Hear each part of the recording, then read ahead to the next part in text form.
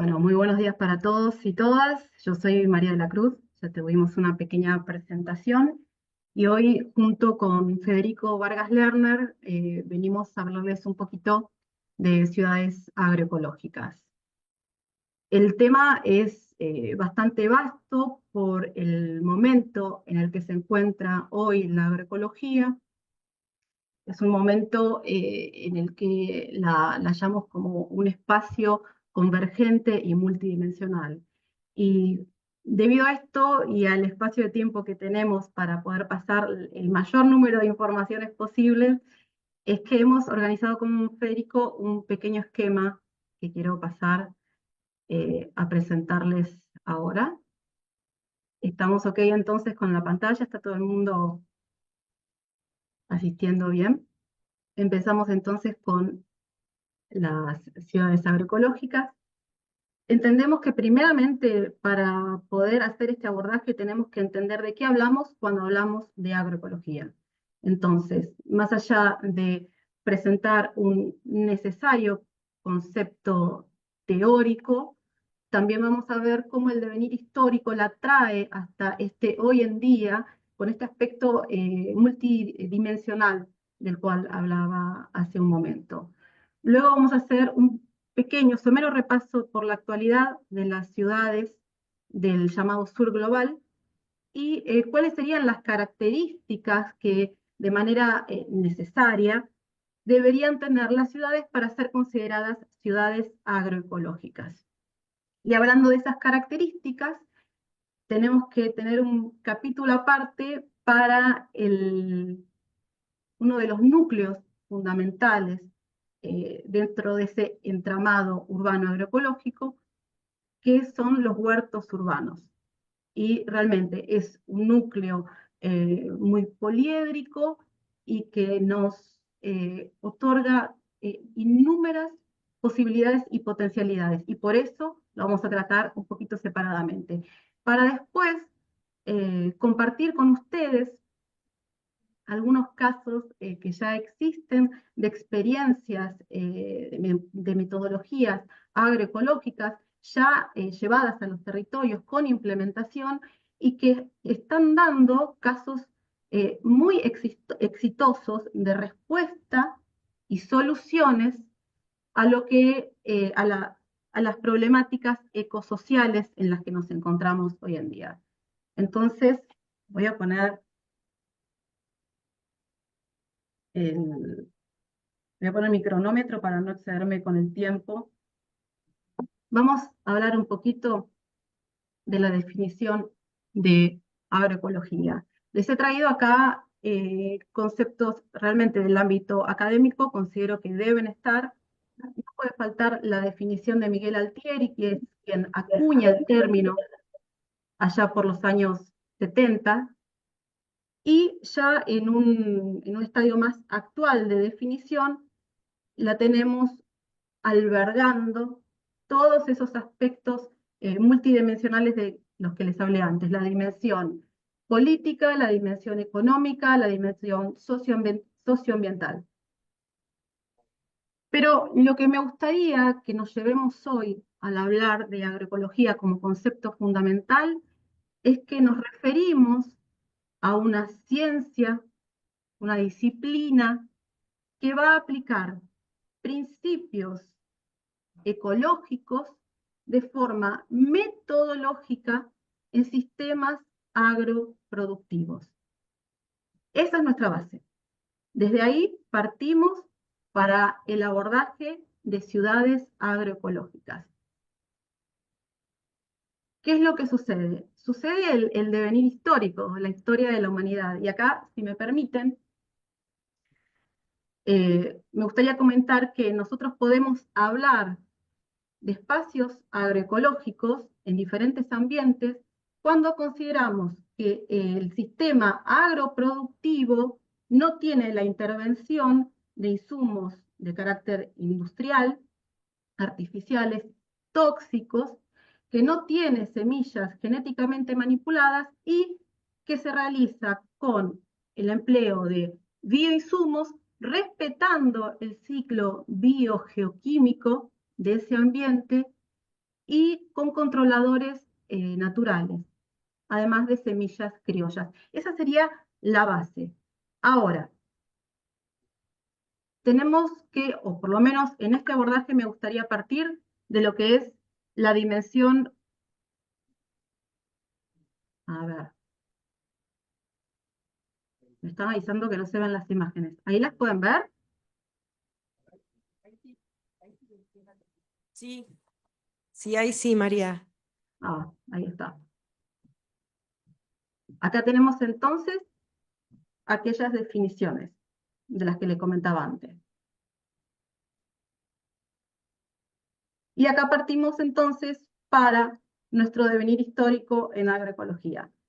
Yo voy a partir desde las primeras revoluciones industriales. ¿Por qué? Porque con ellas comienza la génesis de las dos grandes crisis sistémicas que tenemos hoy en día. Una es la cultural y otra es la agroalimentaria.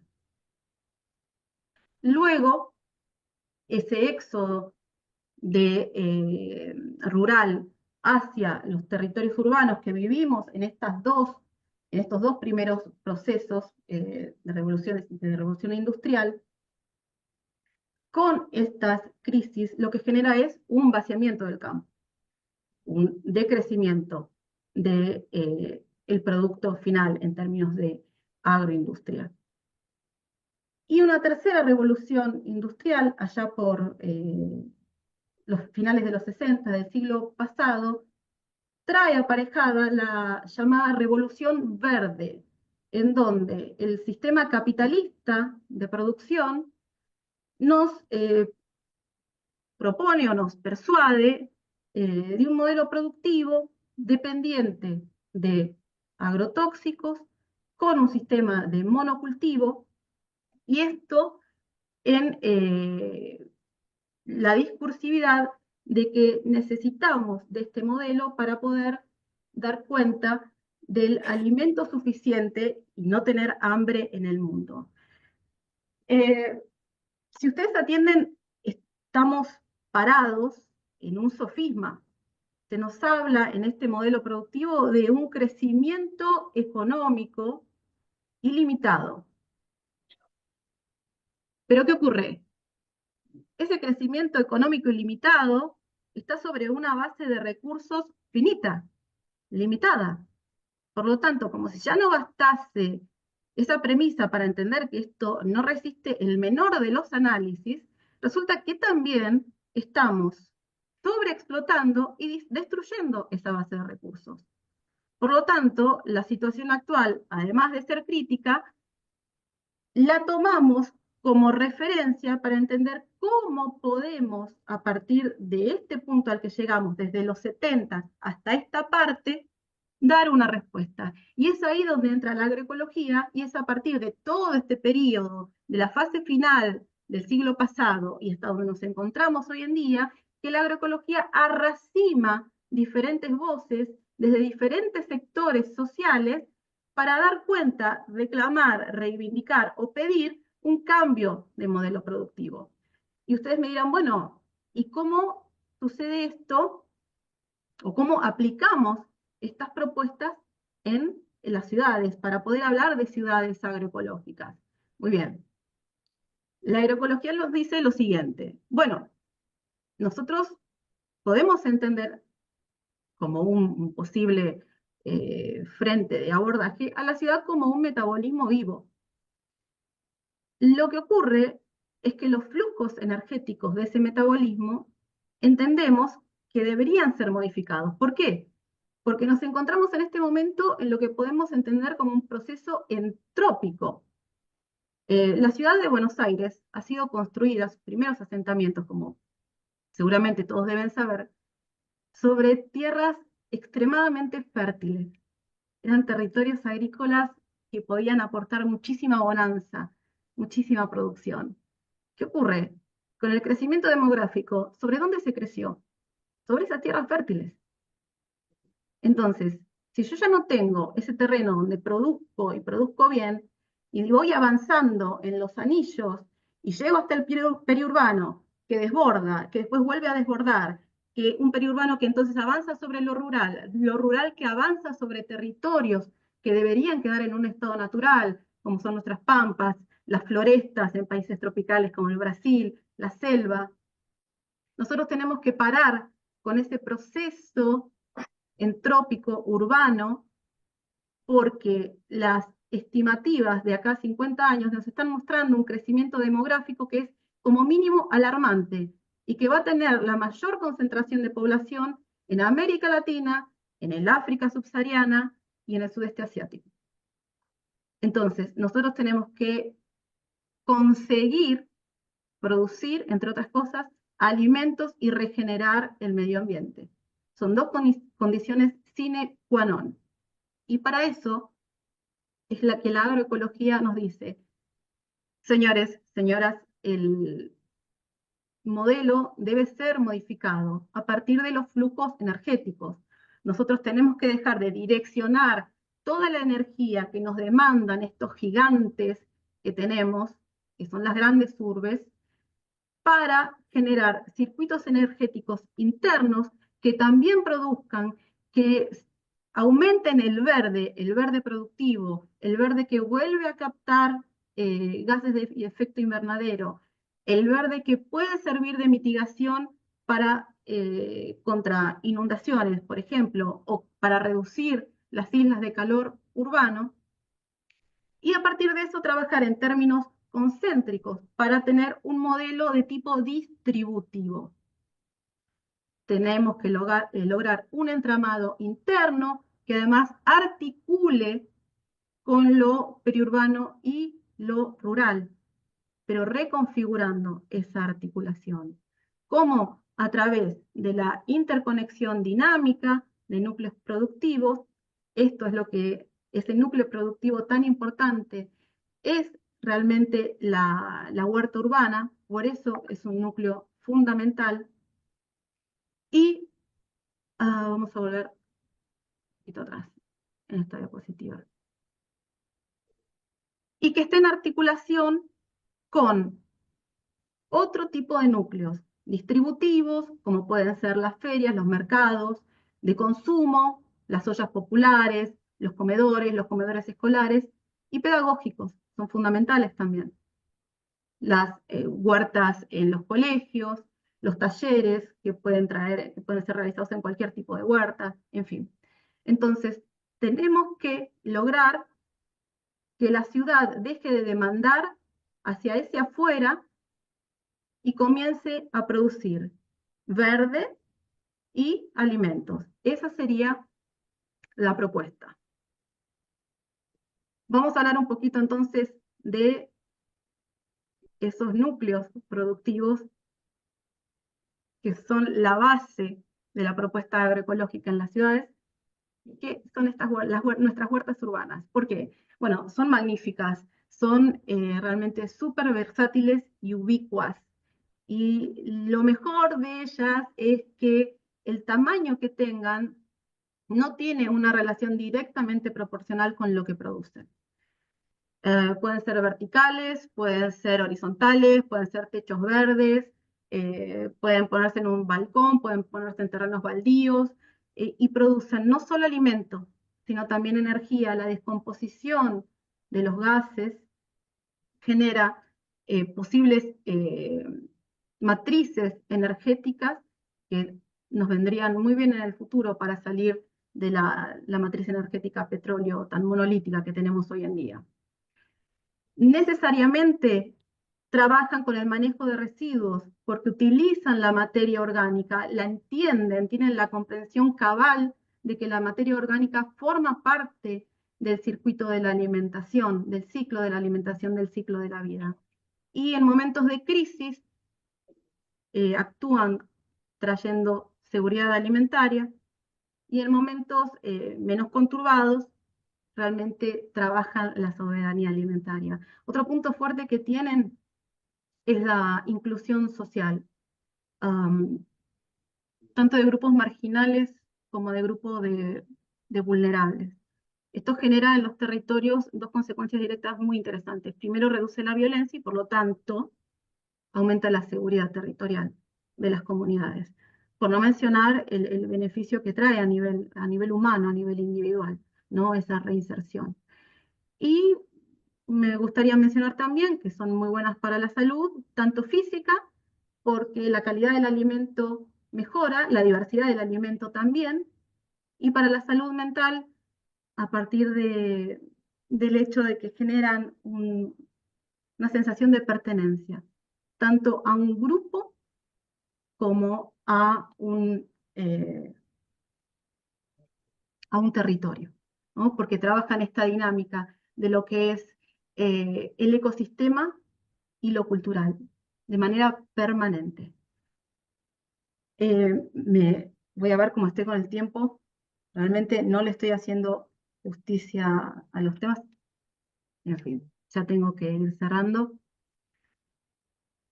Había traído acá algunas imágenes de huertas tan, tan lindas.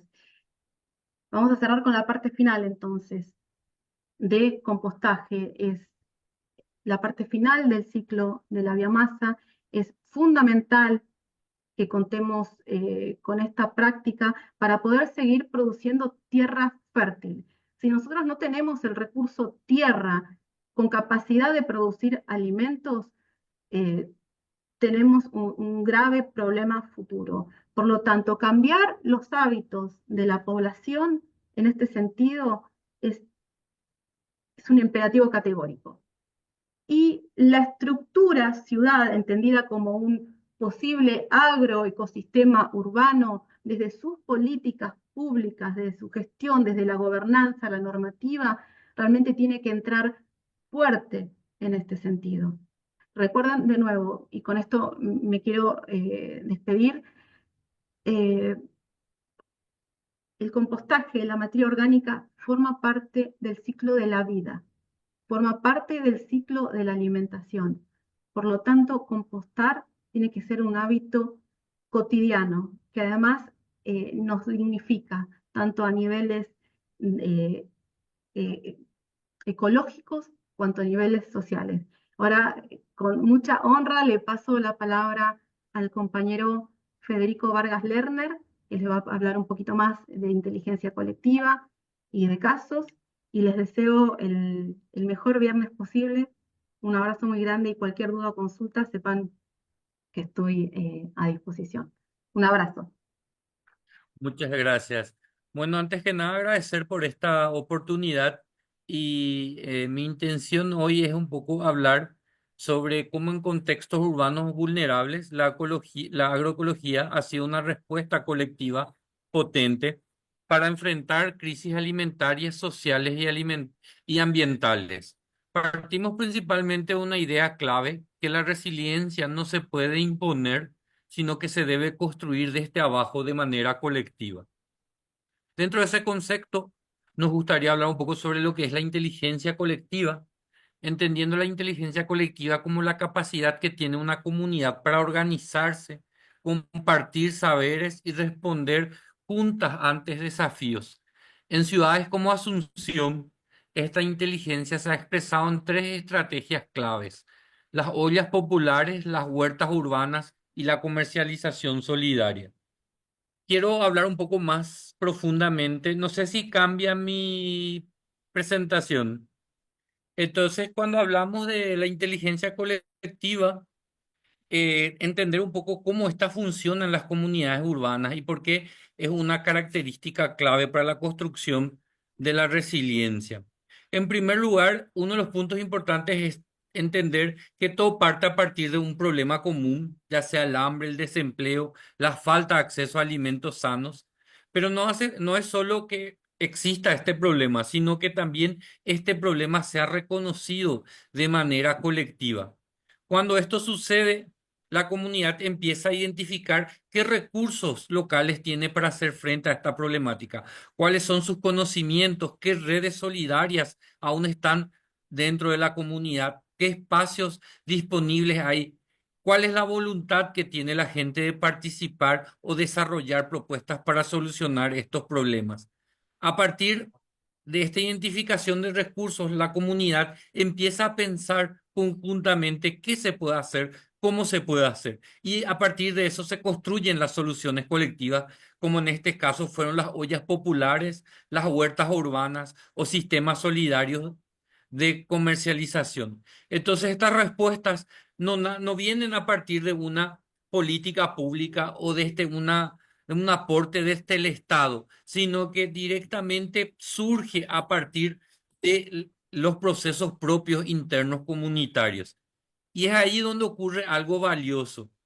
Esta solución planteada desde la comunidad se transforma en una innovación social. Algo nuevo surge. No solo cambia la forma en que la gente se alimenta, sino que también se transforman los vínculos, las relaciones, los sentidos de pertenencia y la dignidad de las personas al darse cuenta que ellos son capaces también de dar solución a sus propios problemas.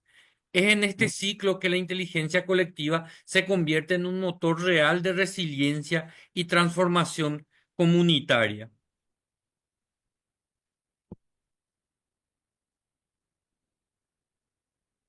En Paraguay, estas innovaciones sociales adquieren tres formas principalmente. Las ollas populares, que si bien surgieron con fuerza durante la pandemia, hasta hoy día siguen vigentes en las comunidades vulnerables como una estrategia y una expresión de autogestión.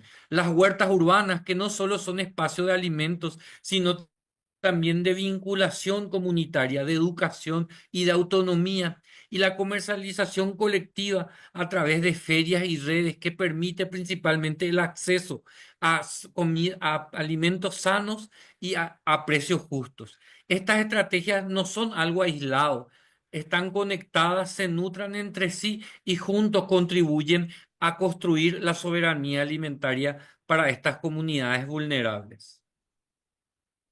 Estas soluciones tienen un punto importante que es la participación de las mujeres. El 70% en Paraguay de las ferias agroecológicas son sostenidas por las mujeres. Durante la pandemia, 6 de cada 10 ollas populares fueron lideradas por mujeres. Y las mujeres constituyen el 60% de las personas que participan en los diferentes espacios de formación vinculados a estrategias de comercialización y formación agroecológica.